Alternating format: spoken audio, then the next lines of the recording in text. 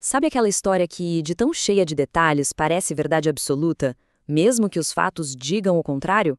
Pois é. Hoje a gente vai mergulhar fundo em por que nosso cérebro adora cair nessa armadilha. É uma falha de lógica que pega todo mundo. Vamos desvendar juntos essa tal de ilusão do detalhe.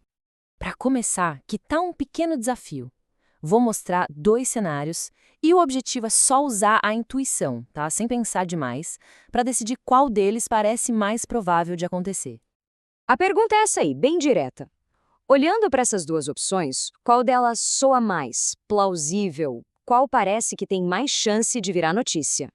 Ok, vamos lá. Cenário A: um terremoto gigante fatal em algum lugar da Índia. Bem genérico. Agora, o cenário B: um terremoto gigante fatal em Uttaranchal, na Índia, que ainda por cima causa deslizamentos de terra. É curioso, né? A maioria das pessoas, quando ouve isso, acha o cenário B muito mais provável. Mas será que a nossa intuição está certa dessa vez? E aqui que a mágica, ou melhor, a ilusão acontece. A resposta que parece mais óbvia está, na verdade, errada do ponto de vista da lógica. Vamos entender o porquê disso agora. E a chave para resolver esse mistério é bem simples, na verdade. Uttaranchal, que hoje em dia se chama Uttarakhand, é só um estado, um pedacinho dentro da Índia inteira. Ou seja, é uma parte, não o todo. Isso nos leva a um princípio básico da lógica, né? O evento específico lá em Uttaranchal, ele é um subconjunto, uma possibilidade dentro do evento maior, que é um terremoto em qualquer lugar da Índia. Então, é impossível ele ser mais provável. É a mesma coisa que dizer que é mais fácil achar um Golden Retriever na rua do que achar um cachorro. Não faz o menor sentido, né? Esse tipo de erro mental tem até nome, e ele acontece por causa de um atalho que o nosso cérebro pega para poupar esforço. O problema todo é que os detalhes extras no cenário de Uttaranchal, tipo a menção dos deslizamentos de terra, pintam uma imagem muito mais viva na nossa cabeça. Essa imagem é tão poderosa que a história parece mais real, mais plausível. E aí a gente se concentra nela e simplesmente ignora a estatística básica, que é: um estado é bem menor que um país. E o nome desse atalho mental é heurística da representatividade. É um nome meio complicado por uma ideia bem simples.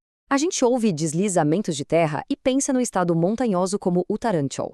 A história se encaixa perfeitamente no nosso estereótipo e por isso ela se torna mais convincente que o dado estatístico puro. Certo? Agora vamos sair da teoria e ver como esse viés funciona na prática. Tem um experimento clássico da psicologia que mostra com números o quão forte é essa nossa tendência. Bom, esse é o Dick. A descrição dele é bem específica, né? Com todos esses detalhes, a gente quase consegue visualizar a pessoa. E vamos combinar. Essa descrição cria um estereótipo bem claro na nossa cabeça.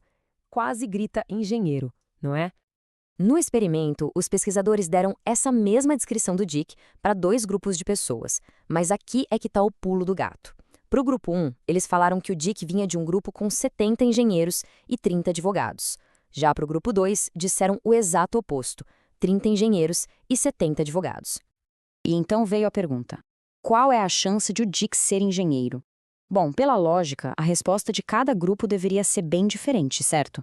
Afinal, as probabilidades iniciais, as taxas de base, eram completamente opostas. E aí que vem o resultado mais maluco. Os dois grupos deram basicamente a mesma resposta, uma chance de 90% de ele ser engenheiro. É impressionante! Eles ignoraram completamente a informação estatística.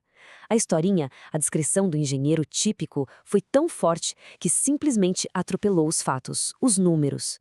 Mas os pesquisadores não pararam por aí. Eles pensaram: ok, e se a gente tirar o poder da história? O que acontece se a descrição for totalmente neutra, se não apontar para nenhuma profissão? Será que aí as pessoas usariam a lógica? A resposta é inacreditável. Não. Mesmo com uma descrição que não sugeria nada, as pessoas continuaram ignorando os números. Em vez de usar a proporção de 70-30 ou 30-70 que foi dada, elas simplesmente cravaram 50-50. É como se o cérebro, na falta de uma história para se agarrar, preferisse chutar a ignorar os dados por completo. Então, o que está acontecendo na nossa cabeça? E, o mais importante, por que isso é relevante no mundo real, fora desses quebra-cabeças e experimentos de laboratório? Esse processo mental é quase que um piloto automático. A gente lê uma história rica em detalhes, nosso cérebro na hora compara com algum estereótipo que já tem guardado, e se o encaixe for bom, Pronto, a gente julga que aquilo é muito provável e as estatísticas ficam para escanteio. E aqui está o ponto-chave de tudo isso. Isso não é só uma curiosidade sobre o cérebro. Pense bem. No mercado financeiro, uma história de investimento super empolgante pode fazer a gente ignorar os dados de risco.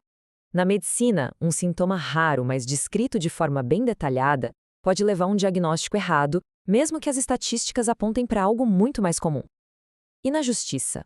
A narrativa bem contada de um advogado pode influenciar um júri muito mais do que as evidências concretas. E isso nos deixa com uma pergunta para levar para a vida. No nosso dia a dia, quantas vezes uma boa história, cheia de detalhes, pode estar nos desviando dos fatos da realidade? É algo para a gente ficar bem atento. Fica aí a reflexão.